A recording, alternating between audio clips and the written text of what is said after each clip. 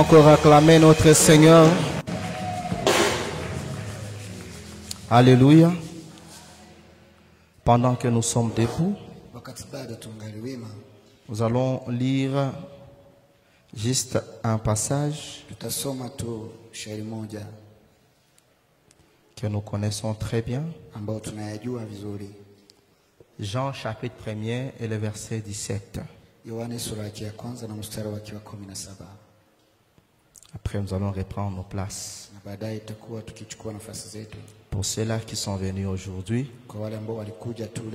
notre verset de base se situe dans Daniel chapitre 9.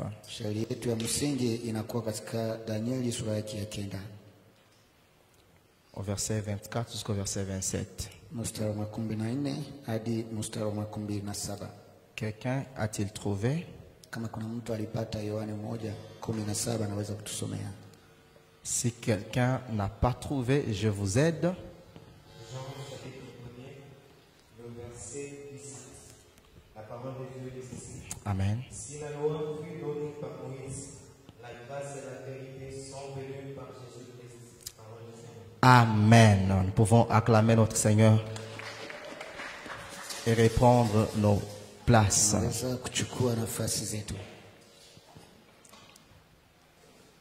Hier, nous nous sommes séparés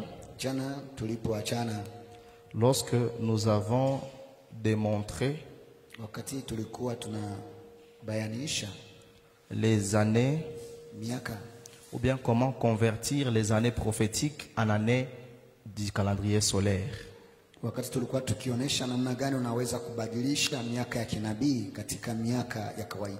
Aujourd'hui, nous allons faire quelques démonstrations. Après, nous allons entrer dans le temps de la grâce.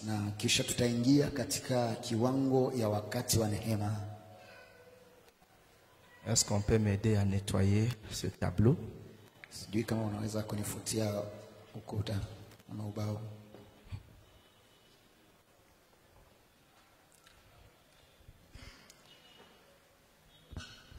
Ce que nous avons fait ici, c'est juste les mathématiques pour changer une variable en une autre. La formule que nous avons utilisée, nous avons juste pris les années prophétiques que je peux abréger par AP.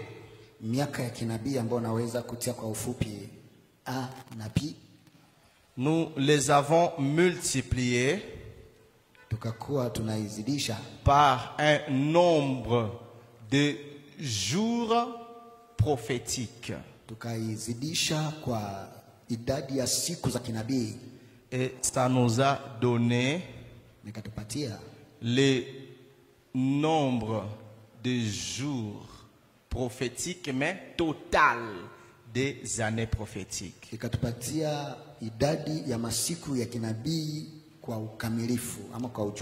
Tout en sachant que le nombre de jours prophétiques égale à 360 jours par an.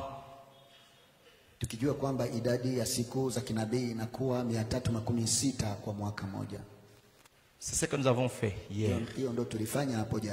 Ensuite, nous avons pris ça. Le nombre total des jours prophétiques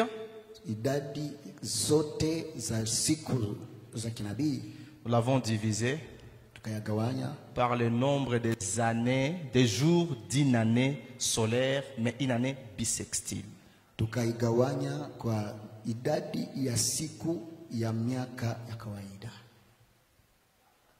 Et nous avons trouvé les années, pas prophétiques, mais du calendrier solaire. Et puis nous avons pris la date du début du déroulement du chrono, ou le jour où le chrono avait été lancé. tariki ambao siku uhesabu siku ama miaka ilianza 445 ilikuwa 445 moins ça. Ukipunguza hiyo idadi ya mwaka wa kawaida, Et ça tombait en l'an 30. na ikatupatia jibu ya mwaka 13. Là, nous avons compris. Na nadhani kwamba hapa tulielewa. Donc, si vous vous posez la question, tulitoa wapi? Hii vitu tulifanya. Ne vous posez pas la question comment on a trouvé ça. Voilà ce qu'on a fait pour trouver ces 30. Amen. Amen. Nous pouvons continuer maintenant. Tunaweza endelea. D'accord. La prophétie nous a donné Na unabii, 3 parties, 3 tranches de temps. unabii ilitupatia sehemu ama viwango vitatu vya wakati. Cette semaine. Ilitupatia wiki 7. Et nous avons parlé au sujet de ces 7 semaines. Na tukazungumzia hizi wiki 7. Elle nous a donné 62 semaines. Wakatupatia pia wiki 62. Et il nous a été donné une semaine. Na pia wakatupea wiki moja. Pour totaliser, kwa kufanya yote kwa jumla 70 semaines. Inakuwa wiki 69. Si vous êtes nouveau, kama unakuwa mgeni, tout ceci se retrouve dans Daniel 9. Na yote inapatikana katika Danieli sura yake ya 9. À partir du verset 24 ukianzia kwa mstari wa 24 jusqu'au verset 27. hadi 27. Alors, sasa la prophétie a dit na unabii ulisema que après les 69 semaines, kisha hiyo wiki 69, ou bien le jour où les 69 semaines seront réalisées, wala siku ambao hizi wiki 69 zitakuwa zikitimia, un oint va se présenter. Na mpakaliwa mafuta atajitokeza. Ce oint-ci, na huyo mpakaliwa, c'est notre Seigneur et Sauveur, ni Bwana wetu Mwokozi Jésus-Christ. Yesu Kristo. Alors, la prophétie dit sasa unabii que umesema après les 69 semaines, kisha hizi wiki 69, il y aura 2 grands événements qui vont se passer. Kutakuwa matokeo kubwa mawili ambayo itapitikana. Premièrement, ya kwanza jambo, c'est que le roi sera retranché. Ni kusema mpakaliwa mafuta atatolewa. Et là, nous sommes ici. Ama takatiliwa. Na hapa tuko hapa.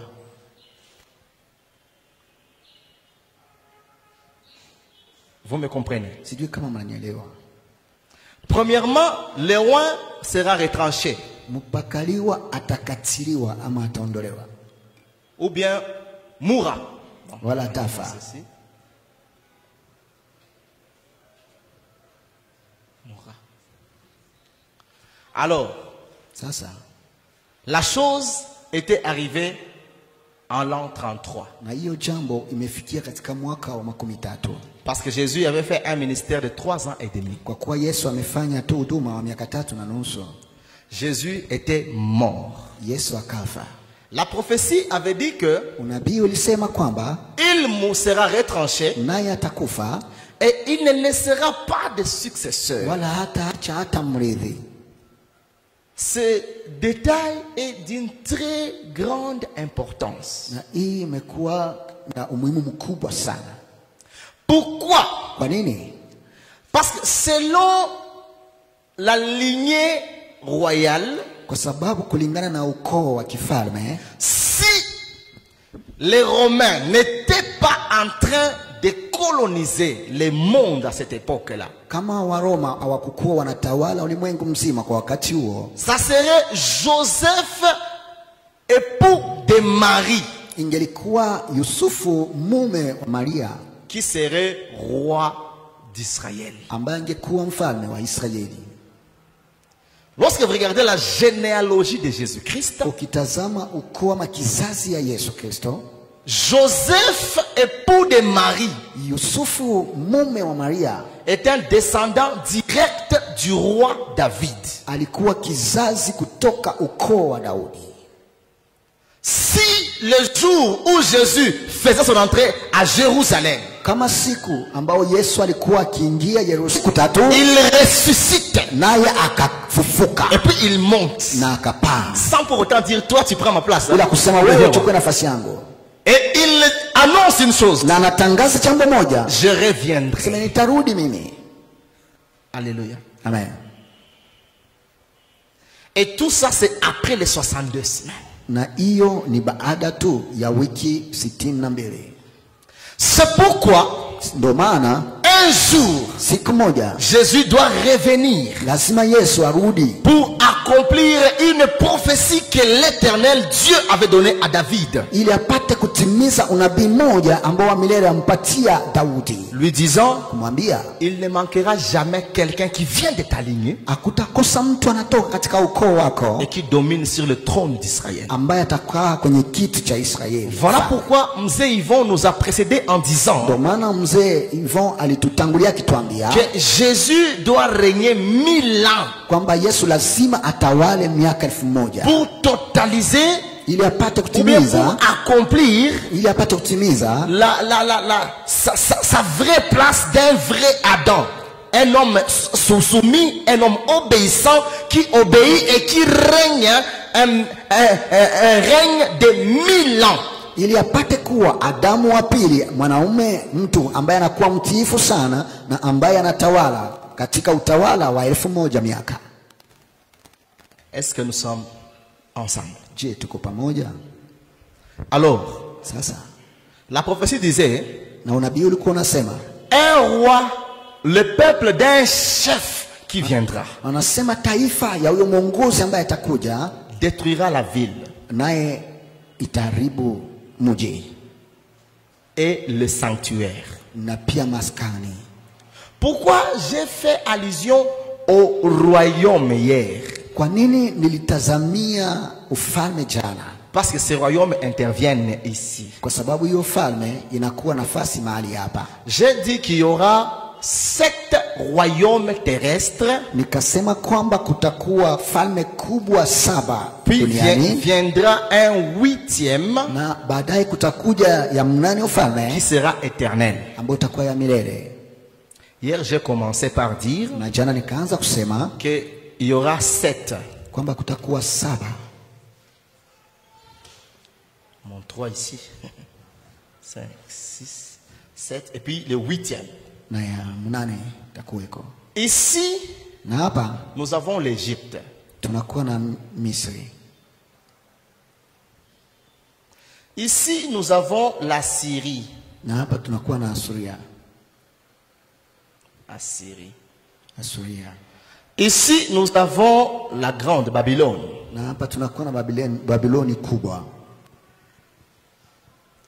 Ici, nous avons les Mèdes et les Perses. Na hapa tunakuwa na Wamedi na wa Joamu. Ici, nous avons la Grèce. Na hapa tunakuwa na Wagiriki. Ici, nous avons Rome. Na hapa tunakuwa na Roma. Ici, nous avons les États-Unis et l'Angleterre. Les États-Unis, Hapa tuna Umoja wa Mataifa Marekani, et l'Angleterre. na pia England. Et ici, à la fin, Na hapa mwisho nous avons le royaume de Jésus-Christ. tunakuwa na ufalme wa Yesu Millennium. Kristo ya mwaka 1000. Millennium. Mais avant d'entrer ici, Baada ya kuingia katika hapa kwa ufalme wa Yesu, il y a une puissance, un royaume puissant kunakuwa falme kubwa qui dominera le monde ambayo itatawala ulimwengu pendant la 70e semaine. wakati ya wiki ya 17. C'est ça le royaume d'Antichrist. Ndio inakuwa ufalme wa mpinga Kristo. Nous allons le voir au fur et à mesure, nous continuons. Tutakuwa tukiona jinsi tutakuwa tukiendelea. Maintenant, Sasa pendant que Jésus meurt, wakati Yesu anakufa, nous sommes ici. tumekuwa kwenye ufalme wa sita. Ce sont les Romains qui dominent le monde. Ni Waroma ndo wanatawala ulimwengu. Jésus, avant de mourir, Yesu kabla hajakufa, le jour où il entre à Jérusalem, siku ambayo aliingia Yerusalemu, il vient affirmer ce que l'ange avait dit à Daniel. anakuja kukamilisha yale ambayo malaika alimwambia Danieli. Il lui dit, Namwambia le roi sera retranché. na mpakaliwa atauawa, Le peuple d'un chef qui viendra na taifa ya ule mkuu ambaye atakuja détruira le monde, itaharibu ulimwengu, bien détruira la ville. itaharibu mji, Il détruira aussi les sanctuaires. na pia itaharibu maskani. Cette chose était arrivée. Na hii jambo ilifikia Jésus, lorsqu'il entrait à Jérusalem, wakati Yesu aliingia Yerusalemu, il pleura sur elle. na akalia juu ya Yerusalemu. Il dit, Jérusalem, Anasema si Yerusalemu, tu connaissais les choses qui contribuent à ta paix, kama ungejua vitu ambao vinakuwa vinaongeza amani yako, tu allais m'accueillir. ungeweza kunipokea mimi. Parce que je suis venu auprès de toi comme une poule qui veut couvrir ses poussins. Kwa sababu nimekuja kama vile kuku ambaye anatafuta kufunika vifaranga Mais vyake, tu m'as rejeté. lakini ulinitupilia. Alors, Sasa les jours viennent siku zinakuja où tes ennemis t'encercleront ambao adui zako watakuzunguka de toutes parts. katika kona zote, Ils te frapperont na watakupiga kabisa. et ne laisseront ordonner Na huyu mfalme ataamuru à ce qu'on puisse entourer Jérusalem, wapate kuizunguka Yerusalemu, à ce qu'on puisse détruire Jérusalem ili wapate kuiharibu Yerusalemu et qu'on détruise les temples. na waharibu pia hekalu. C'est à partir de l'an 70 Ni kuanzia kwa mwaka wa 17 que les Juifs avaient commencé à être persécutés partout dans le monde, ndo Wayahudi walianza kushambuliwa na kusumbuliwa ulimwenguni pote, jusqu'à ce que même ils ont eu des difficultés à reconnaître leur tribu. mpaka jinsi walikuwa na ugumu ya kuweza kujua kabila lao. Alors, Sasa nous sommes ici. tunakuwa katikati ya wiki wa 62 na wiki moja, Katikati ya wiki makumi sita na kenda na wiki moja. Amen. amen. Mais qu'est-ce qui avait fait arrêter ce chrono? Sasa nini ilisimamisha hii muda? Parce que cette prophétie Kwa sababu hii unabii regarde le peuple juif. inakwenda tazamia taifa la Wayahudi. Et pour votre information, Na kwa taarifa yenu, à la fin de cette semaine, kisha mwisho wa wiki hii Jésus reviendra sauver les Juifs. na Yesu atakuja kuokoa Wayahudi. Les Juifs jusqu'à présent, Mpaka sasa Wayahudi ils attendent un Messie qui doit les sauver. wanangoja Masia ambaye atawaokoa. C'est pourquoi Zacharie dit, Ndio maana Zakaria anasema quand Jésus reviendra, wakati Yesu atakuja tena ils pleureront watalia sana, parce qu'ils reconnaîtront celui qu'ils ont percé. kwa sababu watamtambua yule waliomtoboa, Et ils pleureront sur lui comme les gens qui pleurent sur la mort du fils aîné. na watamlia kama vile mtu anayemlilia mwana wa kipekee mzaliwa wa kwanza, Parce qu'ils reconnaîtront qu'il était venu pour les sauver. kwa sababu watagundua kwamba alikuja kuwaokoa, Mais au lieu de les recevoir na et de l'accepter, wasipompokea na ils kumkubali l'ont rejeté. wao walimtupilia. C'est alors que, Ndiposa pendant qu'ils le rejetaient, walikuwa wakimtupilia, c'est alors qu'ils accomplissaient Jean chapitre 1er. walikuwa wakitimiza Yohane sura ya kwanza, La parole est venue chez les siens, na neno liwachia walio wake, mais les siens ne l'ont point reçu. lakini walio wake wakiipokea. Alors elle a fait quoi? Sasa kafanya nini? Elle est tournée vers les nations. Ikageukia mataifa. Tous ceux-là qui l'ont reçu, Wote waliompokea, la parole leur a donné le pouvoir de devenir enfants de Dieu, neno liwapatia mamlaka ya kuwa watoto wa Mungu, lesquels sont nés ambao waliozaliwa non de la volonté de l'homme ni de la hapana chair, kwa matakwa ya mwanadamu wala ya nyama, mais de la volonté de lakini Dieu. kwa matakwa ya Mungu. Quand est-ce que Wakati gani cette pause a commencé? hii kusimamishwa ilianzishwa? La pause a commencé à la croix. Kusimamishwa wakati ilianzia msalabani. Parce que c'est à la croix que l'église est née. Kwa sababu ni msalabani ndo kanisa imezalikwa. L'église est née à la croix. Kanisa imezalikwa msalabani. L'église a été présentée au monde le jour de la Pentecôte. Na kanisa ilioneshwa kwenye ulimwengu siku ya Pentecoste. Alors que si Dieu a fait une pause, Sasa kama Mungu angeweza kusimamisha kidogo, effectivement c'était pour que l'église soit formée et sauvée. ni kwamba kanisa ipate kufunzwa na kuokolewa. Alléluia. Amen. Nous sommes sauvés seulement si nous appartenons à l'église. Sisi tunaokolewa tu kama tunakuwa kanisani. Si nous ne sommes pas dans le corps du Christ, nous ne sommes pas sauvés. Kama sisi hatuko ndani ya mwili wa Kristo, sisi hatuokolewi. Nous ne sommes pas sauvés parce que nous sommes membres des AOJ. Sisi hatuokolewi sababu tuko na memba wa AOJ. Nous ne sommes pas sauvés parce que nous sommes membres de la CEPAC ni de la CELPA. Sisi hatuokolewi kwa kuwa tunakuwa na memba wa CELPA ama Mais nous CEPAC. sommes sauvés parce que nous sommes membres du corps mystère mystique de Jésus-Christ qui est l'épouse, l'église. Sasa sisi tumeokolewa sababu tunakuwa wana memba wa mwili wa fumbo la Yesu Kristo ambaye anakuwa mume wa kanisa. Vous m'avez très bien compris. Nazama nielewa vizuri. Vous êtes tourné ça coule yule. Merci.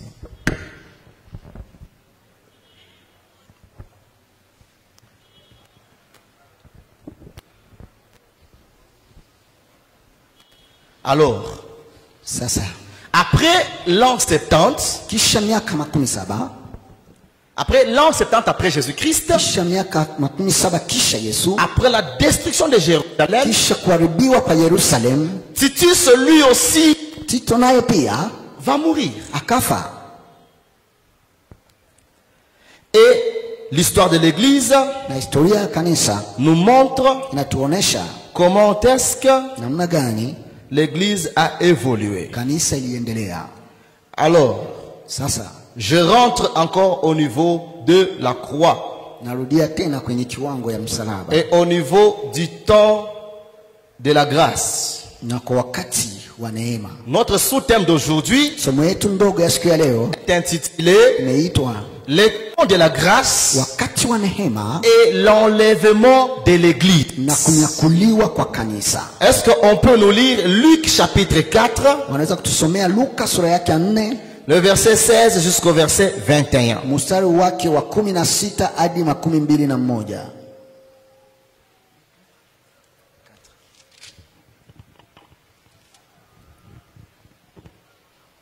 Tunasoma Luka sura 4 kuanzia mstari wa 16 hadi 21. Tunasoma katika jina la Yesu Kristo. Amen.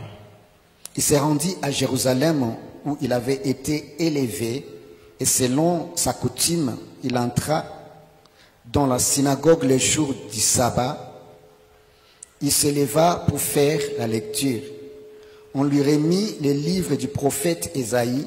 L'ayant déroulé, il trouva l'endroit où il est écrit: L'Esprit du Seigneur est sur moi, parce qu'il m'a envoyé pour annoncer une bonne nouvelle aux pauvres.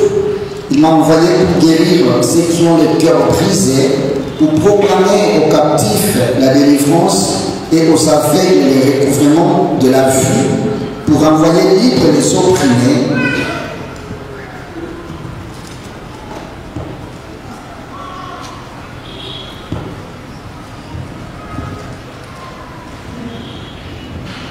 pour publier une année de grâce du Seigneur. Ensuite, il roula le livre, le remit au serviteur et s'assit. Tous ceux qui se trouvaient dans la synagogue avaient le regard fixé sur lui. Alors, il commença à leur dire: Aujourd'hui, cette parole de l'Écriture que vous venez d'entendre est accomplie par la parole du Seigneur. Amen. Dans le deuxième chapitre, qui est dans la grâce et l'enlèvement, le point 1, c'est le temps de la grâce.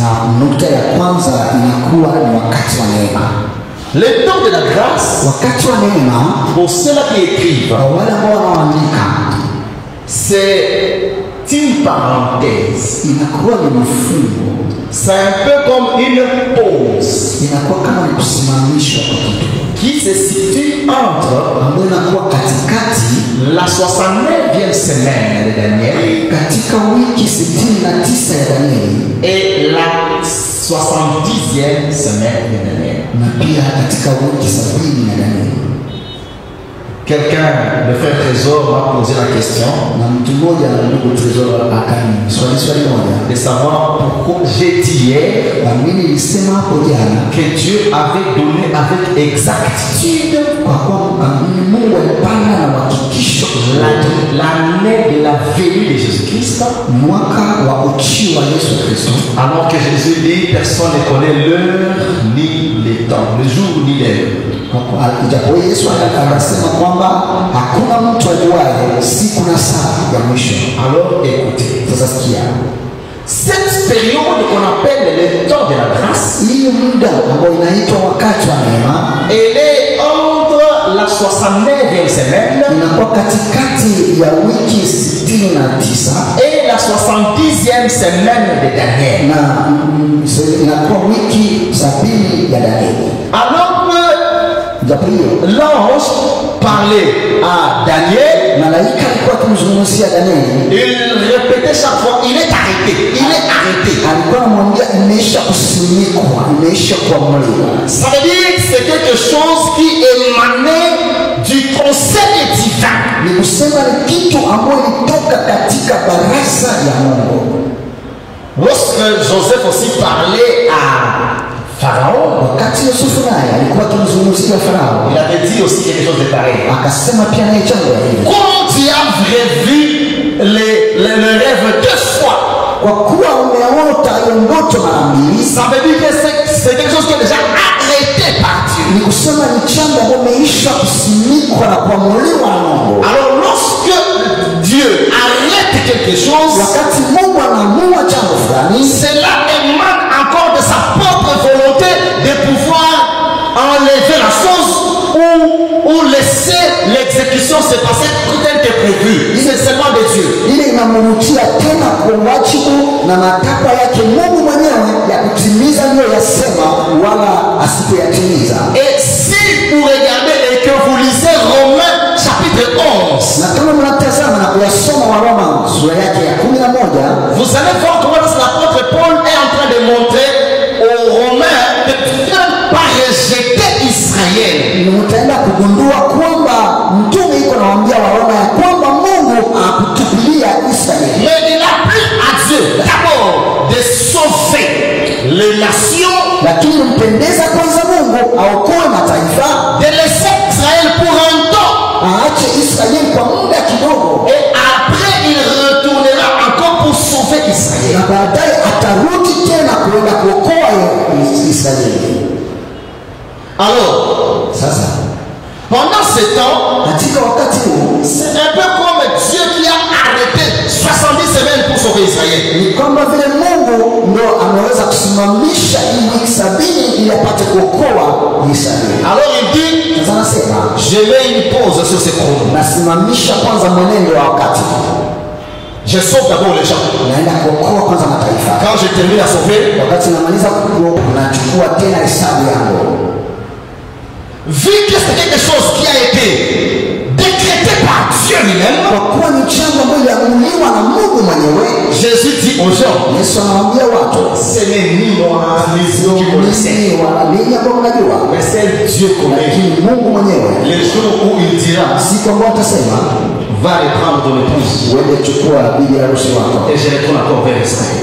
kwamba jua inatokea mashariki Il parcourt la terre, na inazunguka ulimwengu, se couche à l'ouest. inaenda kusimamia magharibi, Et lorsqu'il se couche à l'ouest, na wakati inasimamia magharibi il fait nuit. inakuwa ukiza. Et après la nuit, Baada ya usiku le soleil se lève encore à l'est. na jua tena inajitokeza mashariki, L'est na mashariki représente Israël. inawakilisha Israeli Et l'ouest na magharibi représente les nations. inawakilisha mataifa. Nous Yvon, on veut dire encore une chose ici. Mzee Yvon alisema tena jambo Il hapa, dit, n'allez pas chez Jésus Musiende kwa Yesu huko. à Jérusalem, Huko Yerusalemu. dans les tombes, Katika dans kaburi. les David, Zilio katika dans les eaux, katika maji. dans les pierres de Jérusalem. Katika majiwa ya Yerusalemu. Ces gens-là n'ont pas Dieu. Kwa sababu watu hawana Mungu. Avec la mort Pamoja na kifo d'Étienne ya Etienne ya Stefano et la persécution de l'Église à Jérusalem, na pia mateso mengi ya Yerusalemu, Dieu avait élevé un apôtre spécifiquement nommé comme apôtre des nations. na Mungu akamwinua aliyekuwa mtume wa kipekee ambaye anashughulika tu na mataifa. Et depuis lors, l'évangile est prêché parmi les nations. Na tangu sasa injili imetangazwa ndani ya mataifa, Les nations ont cru au Seigneur Jésus-Christ. na mataifa imwamini Yesu Kristo, Et la preuve en est que je vous prêche na Jésus de alama Nazareth. ni kwamba mimi na wahubiri Yesu wa Nazareti. Nous sommes au temps du soir. Tunakuwa kwa wakati wa jioni, Parce que les nations qui sont diamétralement opposées, kwa kuwa mataifa ambayo zinakuwa kinyume ama mbali les nations na taifa et Israël, na Israeli ont changé de Dieu, na ufalme wa Mungu est en train d'être communiqué sur terre iko imetangazwa katika dunia à travers les nations. kupitia mataifa. Et Israël, Na Israel il travaille avec un sacerdoce royal anatumika na ufalme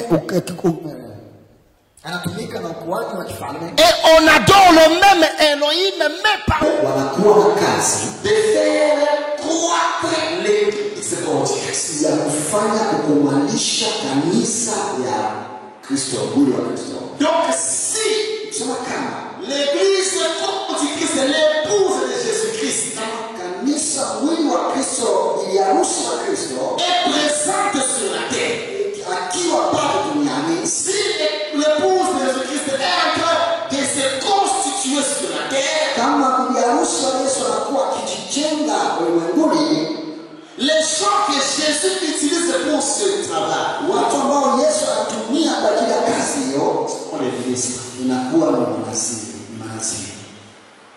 Raison pour laquelle, Ndio maana pendant ce temps de la fin, ou bien pendant ce temps, cette période de la grâce, kwa wakati huu wa neema, le diable shetani prend aussi des faux apôtres. analeta pia mitume wabaya, Il prend aussi des faux docteurs. anakamata pia walimu wa uongo, Il prend aussi des faux prophètes. anakamata pia manabii wa uongo, Il les injecte dans les églises anawapenyeza makanisani afin que les vrais ili wa kweli watumishi wa Mungu aient du mal à préparer l'épouse qui sera enlevée. awe na ugumu wa kuweza kuandaa bibi harusi ambaye atanyakuliwa. Vous allez comprendre avec moi Mtaelewa pamoja nami que le temps de la grâce, kwamba wakati wa neema nous sommes dans un combat. tunakuwa katika vita, Et ce combat, c'est un combat doctrinal. na hiyo vita inakuwa vita ya misingi ama ya mafundisho, Parce que l'épouse kwa sababu bibi harusi sera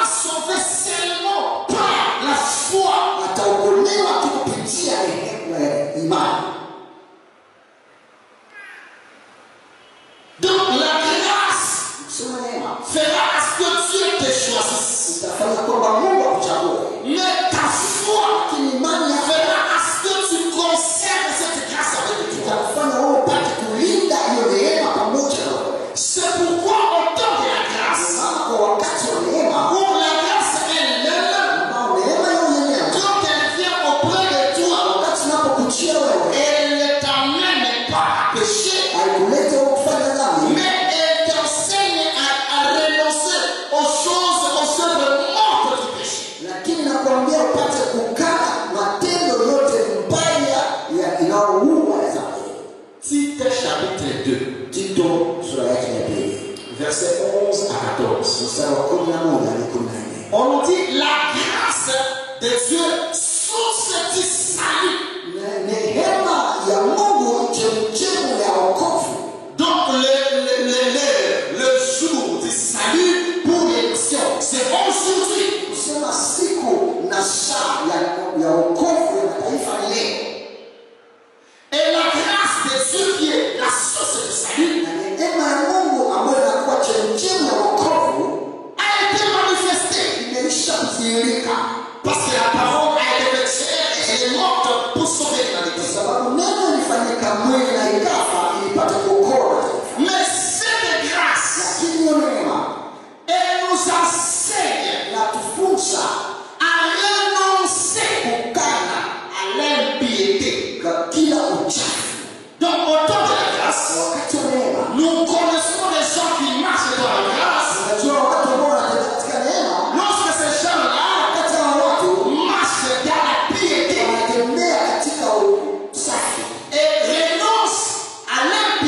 na wanakana uchafu. Et c'est la grâce qui nous enseigne cela. Na neema ndio inatufunza tu. C'est pourquoi l'apôtre Paul dit aux Romains, Ndio maana mtume Paulo anasema kwa anazungumza na Waroma. que dirons-nous? Na tunaweza kusema nini tena? Continuons à pécher pour que la grâce soit en abondance. Tuendelee kufanya dhambi ili neema iendelee kuzidika. Non, Hapana. nous qui sommes morts au péché, Sisi tuliyekufa kwa dhambi. nous sommes par la grâce en Jésus-Christ. Na sisi tumefufuka kupitia neema ndani ya Yesu. Comment pouvons-nous encore rentrer Kwa nini tunaweza tena kurudi et marcher dans le péché? na kutembea katika dhambi? Donc nous expérimentons le problème. Sisi tunasema tunaishi wakati wa neema. En voyant la grâce nous enseigner à renoncer à l'impie. Tukiona neema ikitufunza kuweza kukana uchafu. Et vous savez quoi? Mtaenda kuona Les faux prophètes qu'on avait dit avant, basi manabii wabaya wa uongo kama vile mzee aliyosema, aux docteurs qu'on avait dit ancien, na walimu wabaya kama vile mzee aliyosema, ce sont des gens qui prennent un passage des Écritures ni watu wanachukua sehemu ya andiko pour vous dire, na kuambia pêche, fanyeni dhambi, il t'a déjà pardonné. umesha kusamehewa. Tes péchés anciens, tes péchés présents, tes péchés mais non, la grâce elle-même nous enseigne à renoncer à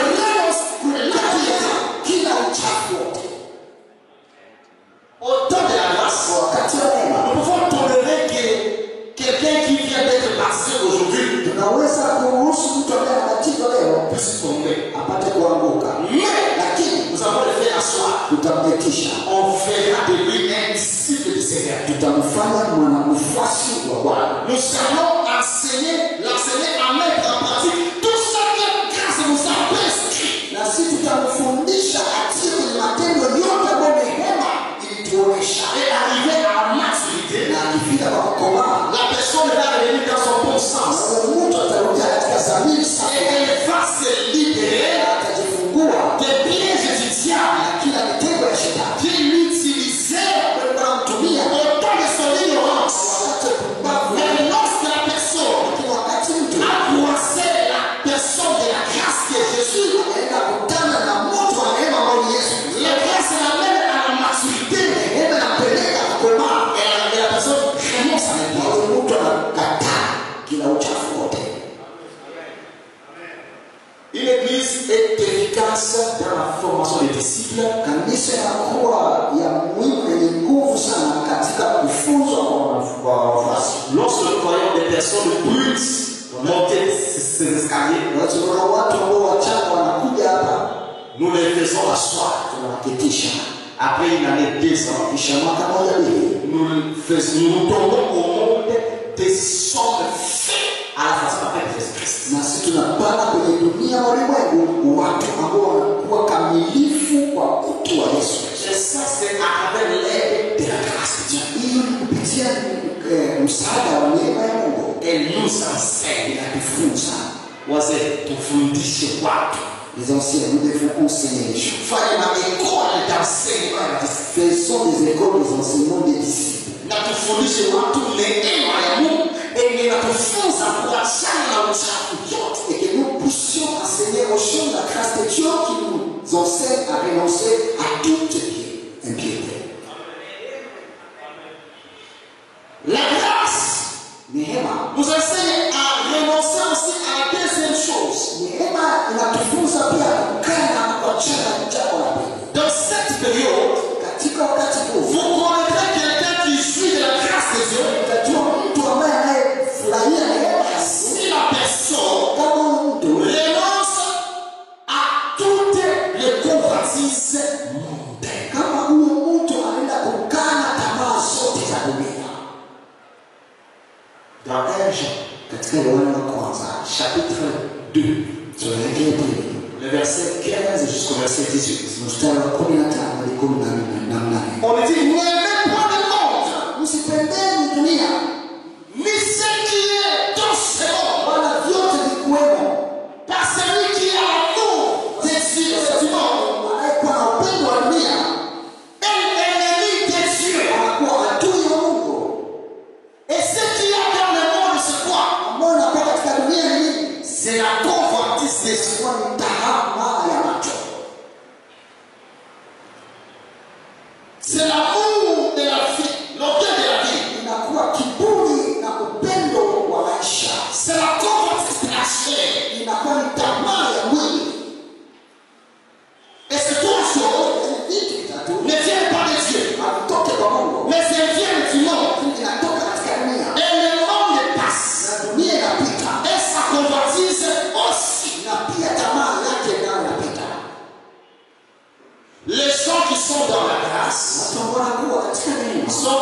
marcher dans ces mondes. Il se prépare à l'enlèvement de l'Église. Alors, pour celui qui a la grâce, la grâce l'enseigne à renoncer à l'impiété et à renoncer à toutes les convoitises du monde. Et quels sont les fondés? Quels sont les fondés? Ils viennent enseigner le monde, l'église, la convoitise du monde. Comment il va te dire là-bas? Bon, on a une séance. 5 000 $.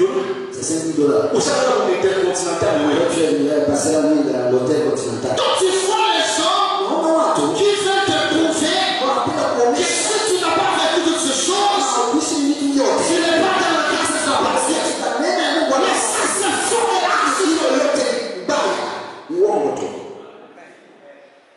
les gens qui sont dans la convoitise. Mais la grâce de Dieu nous enseigne à renoncer à ces choses. Les gens qui, lorsqu'ils viennent, ils ne peuvent jamais saluer quelqu'un. Ils ne peuvent jamais s'arrêter dans l'assemblée. Ils ont des gardes du corps qui protègent les prophètes. Les prophètes ne peuvent jamais marcher comme ils vont toujours comme ça. Ils pensent que c'est comme ça à Dieu. Et même quand ils prêchent, vous voulez recevoir la personne de Dieu, ils sont toujours dans la convoitise. Ils veulent prouver comment ils sont la grâce. Nous enseigne à renoncer à toutes ces choses. Jésus parlant dans Matthieu 10, il dit que la prière qu'ont rejeté les baptiseurs est devenue la presse. Et cette pierre qui s'est détachée de la montagne de Dieu sans le secours d'un seul homme. C'est cette pierre qui brisera les 7 puissances mondiales. C'est cette pierre qui régnera sur toute la terre. C'est cette pierre que j'appelle mon Seigneur et mon Sauveur, Jésus-Christ de Nazareth. Alors, il dit ceci. Si quelqu'un tombe sur cette pierre, il sera brisé. Comment j'étais brisé? J'ai marché comme ça. Et puis j'ai marché comme ça. Et aujourd'hui, je peux prêcher la nation. Beaucoup sont tombés sur Jésus. Ils ont été brisés. On a mis des plates. Ils sont restés les mêmes. Mais si cette pierre tombe sur toi, tu es brisé. Toi-même, tu renonces à l'impiété. Toi, tu renonces à la convoitise mondaine. Tu marches sur terre. Mais c'est dans la volonté de Dieu. Et pendant cette période, Dieu a besoin de ce chant qui sont brisés par l'évangile, qui sont transformés par l'écoute de la parole, qui renoncent au péché et qui prennent la croix pour marcher sur les traces de Jésus-Christ. C'est ça le temps de la grâce. Il y a beaucoup parlé sur ça. Mais le temps nous a dit que Dieu vous bénisse.